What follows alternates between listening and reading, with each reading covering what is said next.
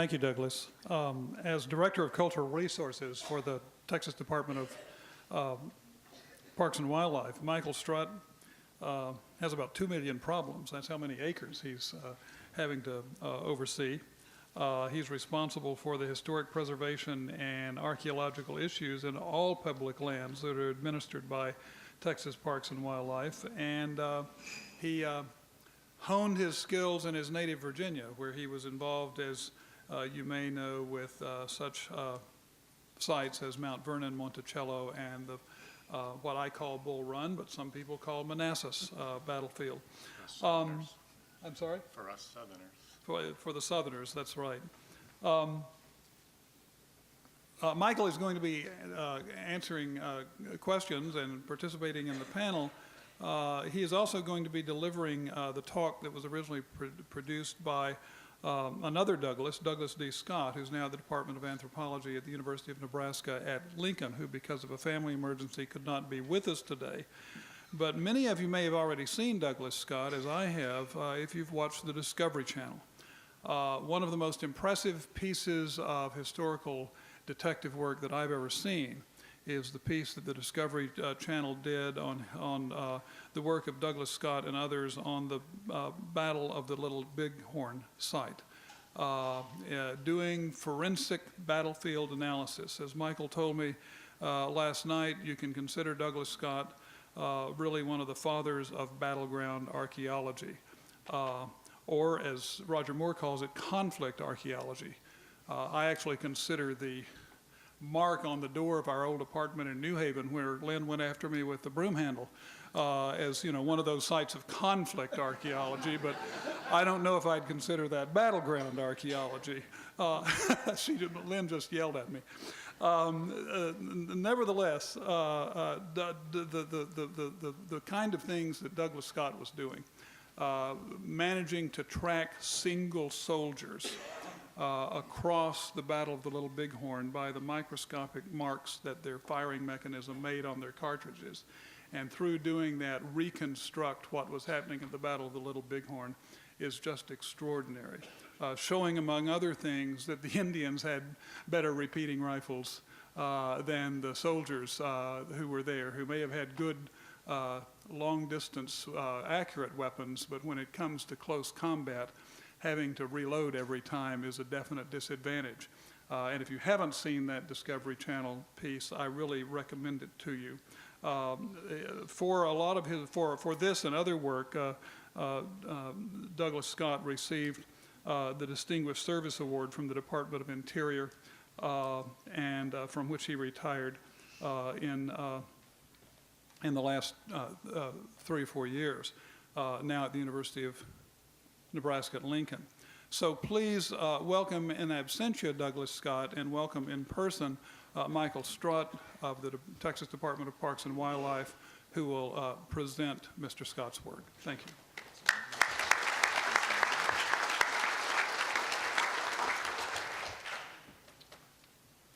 Last night's reception, the key word was synchronicity, and for me, but synchronicity is this work at San Jacinto. As Jim said, I worked at Manassas. Early in my career, I was working for the National Park Service in 85, 86, and we did battlefield archaeology based directly upon the work that Doug and Richard Fox had done at the Battle of Little Bighorn. We might have been maybe the second NPS project to do that kind of work, and it falls exactly on the pattern that Doug put together. And for all of us up here, this project is both an honor to be working on, but it is really a direct outgrowth of Doug's work. So for me, I have sort of a personal synchronicity there.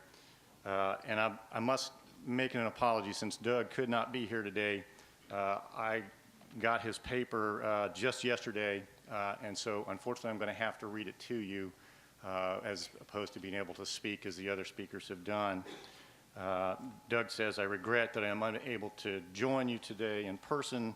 Until the last weekend, my plans were to be at the conference, but unexpected family issues have arisen, that must take precedent. I would like to thank and acknowledge Roger Moore and Douglas Mangum and all of us here for the support of my analysis of the lead artifact assemblages from San Jacinto. I also wish to thank our hosts, which is the Friends Group, who are hosting today's events, for the invitation to participate in this symposium, and again extend my regrets for not being here. And everyone on the stage wishes Doug and his daughter especially well and a speedy recovery. So what is a musket ball? A musket ball is a small lead sphere designed to be fired from a musket, a pistol, or a rifle at a specific target with deadly force. Musket balls are manufactured by pouring molten lead or another alloy into a two-part single or multiple cavity mold. After the lead cools, the mold is separated and the musket ball removed. In a well-formed bullet, the casting sprue is cut close to the ball and any flashing around the mold seam is removed. Usually the musket ball would be put into a paper cartridge with a pre-measured charge of black powder. 19th century molds were mostly made of iron or brass, but crude molds made of soapstone and brownstone are known. The San Jacinto battleground bullets and lead artifacts are truly an interesting group of material culture. The basic conclusions that can be reasonably drawn from the data set are that several calibers of ammunition are present in the assemblage, with the vast majority being 69 to 75 caliber smoothbore musket sizes. And if you've looked at the ammunition in this case, you know that a hunk of lead coming at high velocity at you definitely has deadly force. This graph plots the distribution of large caliber musket balls by diameter and clearly shows there are two separate sizes that will fit the 69 caliber or 75 caliber muskets. Other bullet calibers noted in the analysis include the 56 caliber carbine or pistol, the 58 caliber carbine or pistol, the 44 caliber pistol or medium caliber rifle, and 50 caliber rifle round, and the buckshot. Buckshot may represent either buck and ball rounds, which is most likely. Buck and ball is a casing with a single musket ball surrounded by a cluster of smaller buckshot. Truly deadly force there. Or possibly that might have been shotgun ammunition. Several of the fired spherical balls retained evidence of being loaded with a button-headed, being a convex surface ramrod, which is typical of muskets of the period. The type is too generic, though, to determine specific origin or weapon type. The number of poorly formed or cast balls, including poorly trimmed sprues and casting flaws evident in the spherical ball assemblage, suggests that quality control was at best poor and nearly non-existent. Poorly formed bullets do not fly true nor accurate, even in smoothbore muskets. And this may account for some of the problems encountered by the Mexican Army when they were surprised by the Texas forces. One of the more interesting aspects of the analysis was the determination of unique and individual characteristics on a number of unfired spherical balls that matched other specimens, allowing the identification of at least 5 separate and individual bullet molds.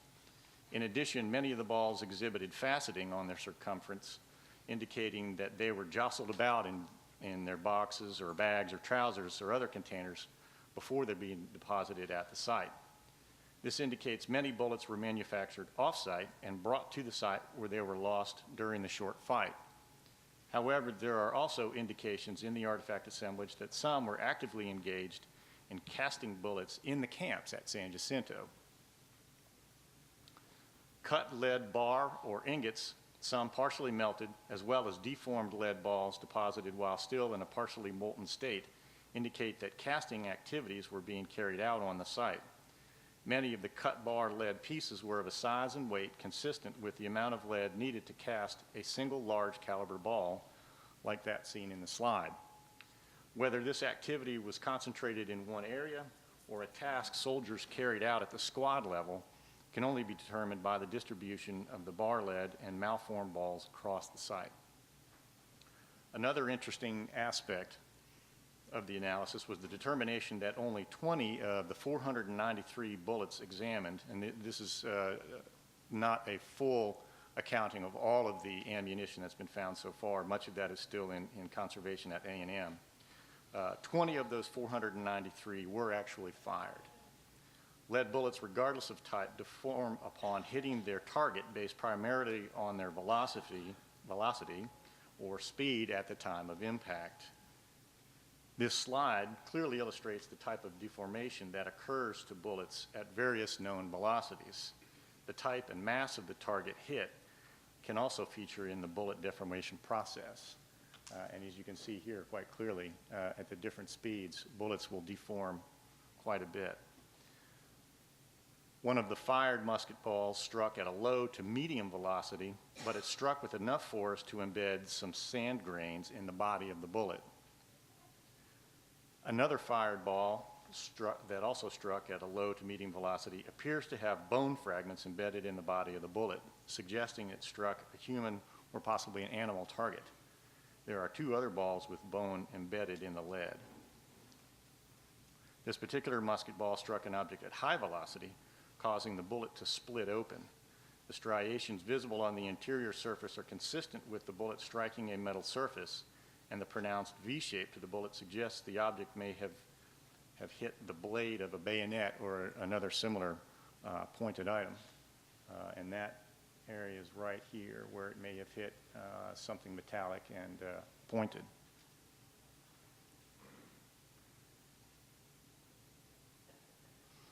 A single-fired, approximately .50 caliber ball is intriguing in a number of ways. The bullet was fired in a rifled gun, as evidenced by the Landon grooves on the rifling imprinted on the lead ball when it was fired. The bullet struck at a low to medium velocity.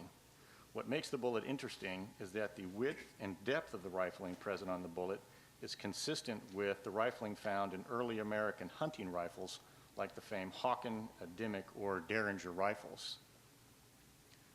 One of the issues with the San Jacinto bullet assemblage was the question of which Army fired or dropped the rounds recovered during the archaeological investigations. One of the methods for determining sources is the analysis of the lead used in the casting of the musket ball.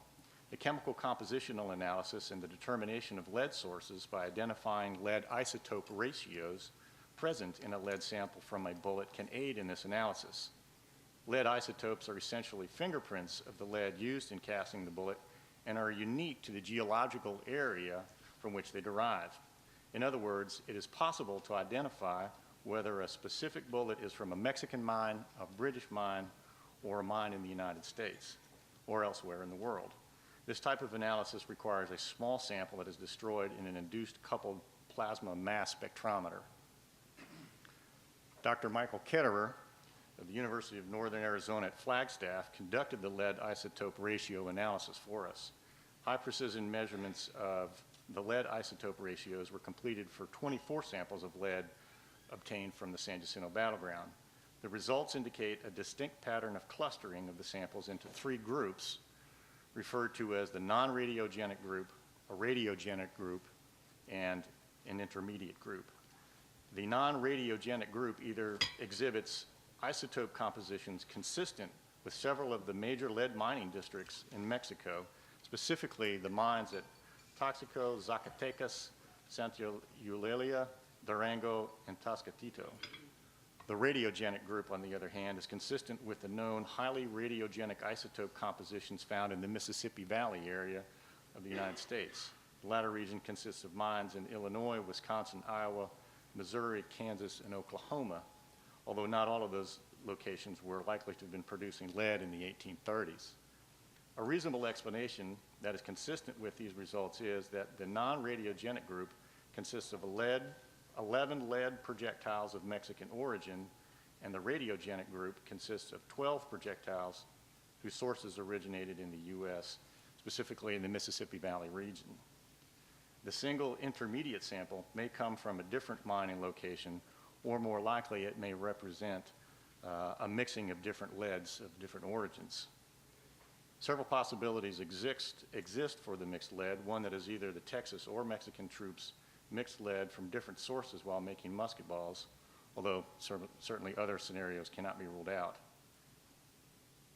In conclusion, the San Jacinto battleground bullets and lead artifacts are a truly interesting group of material culture. The basic conclusions that can be reasonably drawn from the data set are that several calibers of ammunition are present in the assemblage: the 69, 75, 56 caliber carbine, 58 carbine or pistol, the 50 caliber American hunting rifle, 44 caliber pistol or medium caliber rifle, and the buckshot may represent either buck and ball rounds or possibly shotgun ammunition. Several of the fired spherical balls retained evidence of being loaded with the button-headed convex surface ramrod, which is typical of muskets of the period, although again the type is too generic to determine origin or of the exact weapon this was used in. 3 fired balls appear to have bone fragments embedded in the body of the bullets, suggesting they struck their target. One of the more interesting aspects of the analysis was the determination of unique and individual characteristics on a number of unfired spherical balls that matched other specimens, allowing the identification of at least 5 separate and individual bullet molds. In addition, many of the balls exhibited faceting on their circumferences, indicating that they were jostled about before being deposited at the site. This indicates many bullets were manufactured off-site and then brought to the site, where they were lost during this short fight.